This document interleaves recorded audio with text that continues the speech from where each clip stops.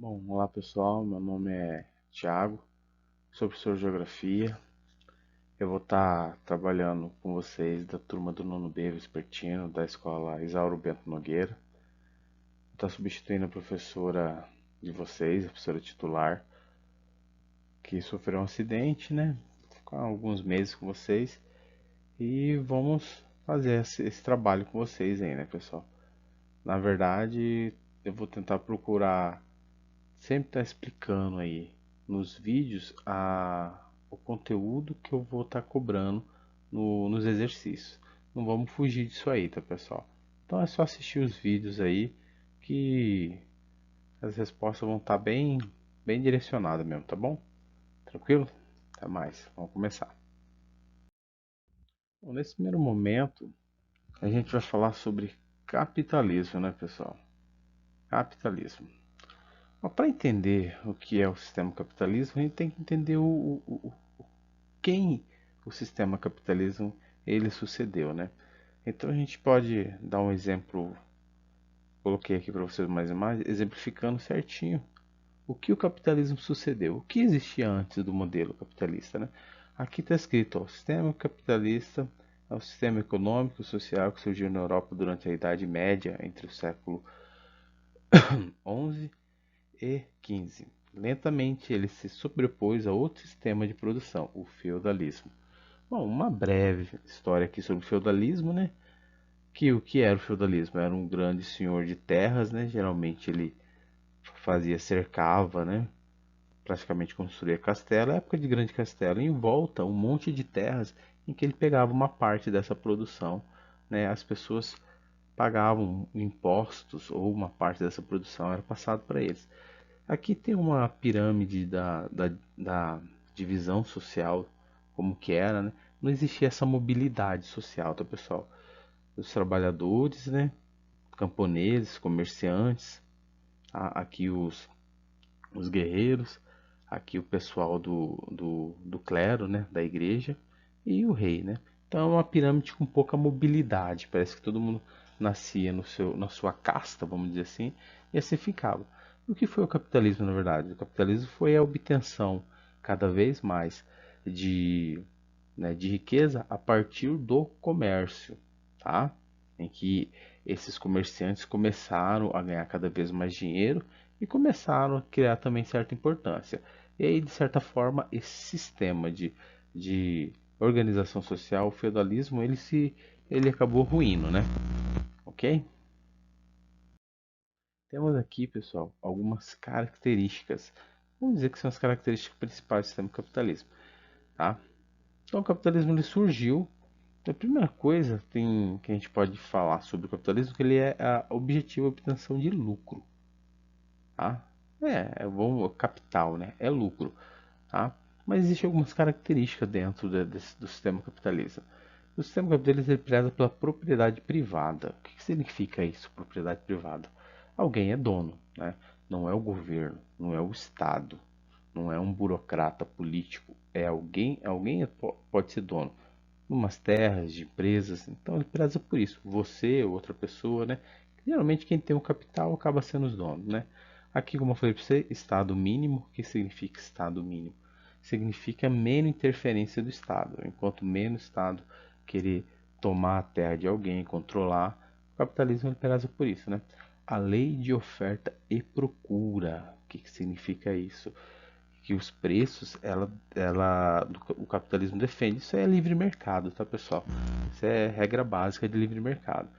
Aquela questão, produtos tem, quanto mais produtos esse determinado produto tem em um determinado momento e tem pouca procura, geralmente esse produto tende a baixar.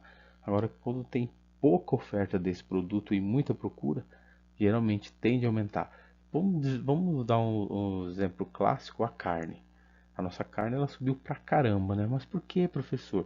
Pela essa lei de oferta e procura. Quem que está comprando a carne nossa? Pessoal de fora, né? Principalmente pessoal de fora, Estados Unidos, Japão, própria China, né? Estão comprando a preço de dólar, né? E sobra pouca carne para nós aqui, então por isso que encareceu para nós. Essa é a lei de oferta e procura. Bom, se a gente, professor, não acha muito certo isso aí, bom, mas alguém está ganhando dinheiro. Os pecuaristas, por exemplo, estão ganhando dinheiro, né? Aqui cai na livre concorrência, né?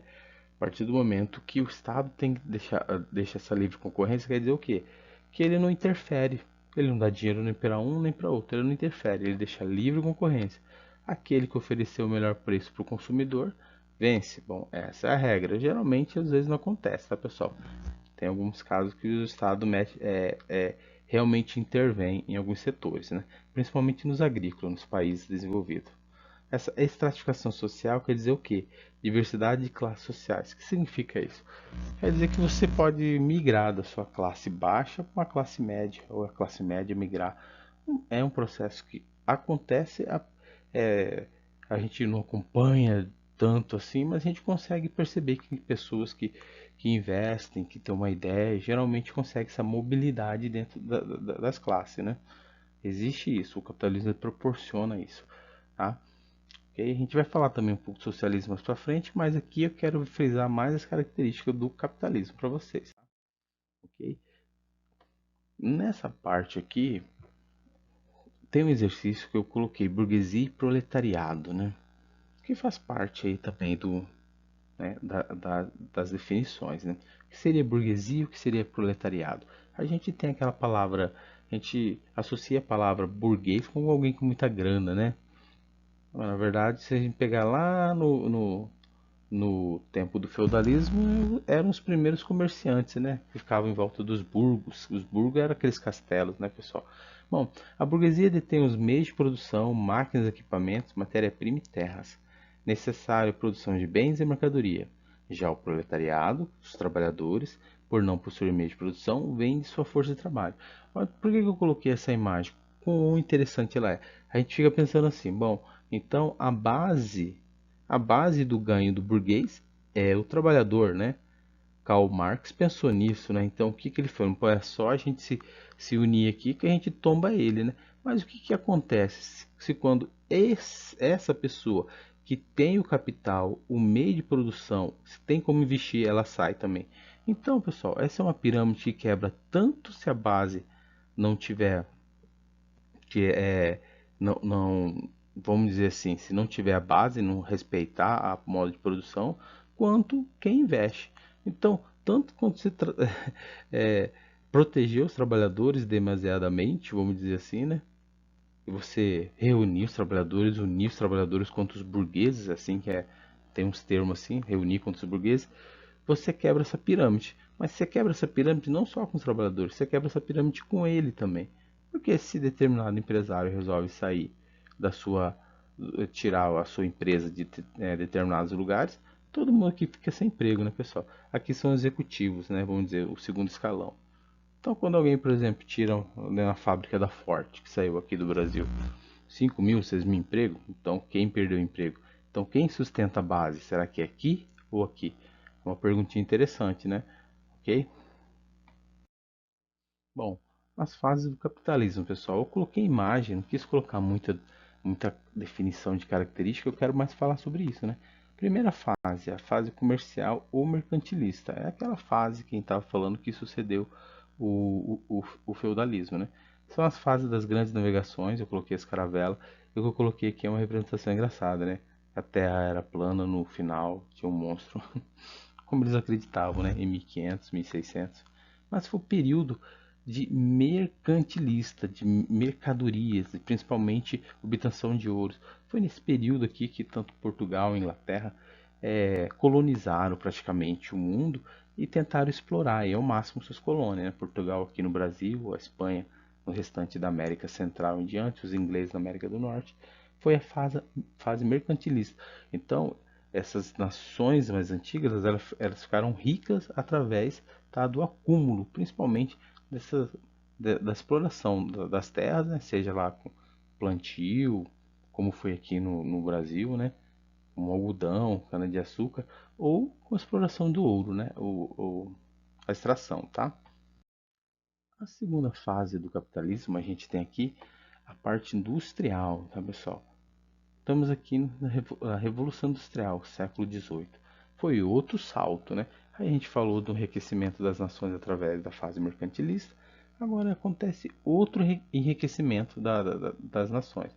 Mas agora é através do que? É através da produção em larga escala, né? O que foi a Revolução Industrial, tá, pessoal? A produção em larga escala. Temos aqui umas representações aqui, só para vocês verem da época, né? O Maria Fumaça.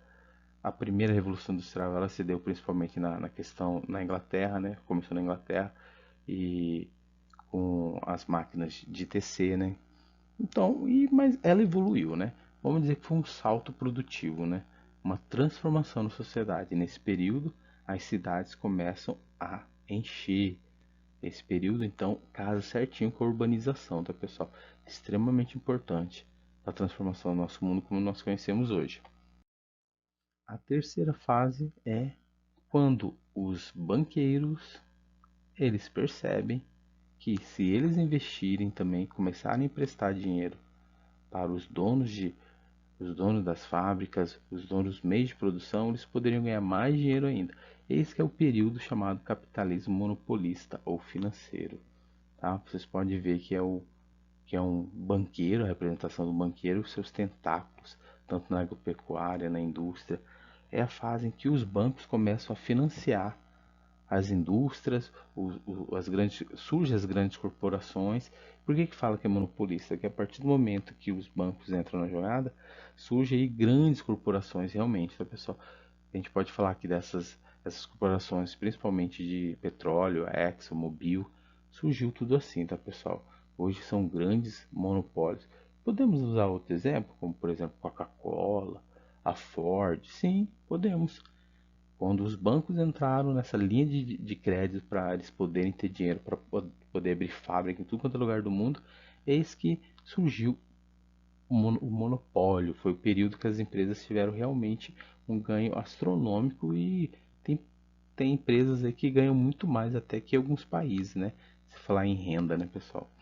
Ah, então essas empresas criaram uma importância enorme. A última fase do capitalismo é o informacional. É a nossa fase, é a fase atual, tá? Porque olha aqui, qual que é a grande característica dessa fase, né? Robôs, computadores, satélites, aviões, jatos, cabo de fibra ótica, telefone, né? Telefones digitais, internet. É a velocidade da informação e de dados, a capacidade de fluxo de informações, de dados, de mensagem. Então, pessoal, isso fez que aumentar praticamente de novo um outro boom em relação aos ganhos dessas empresas. Aí surgiu as chamadas Big Techs, né? As grandes empresas tecnológicas que nós temos aqui, Windows, Google, que hoje são corporações bilionárias aí, né? Hoje nós estamos na iminência do 5G. E o que significa isso, pessoal? É mais possibilidade ainda de inovação e de ganho, tá? Então, são as quatro divisões aí. E eu vou estar cobrando isso nas atividades, tá, pessoal? Espero que tenha sido bacana e claro para vocês, tá?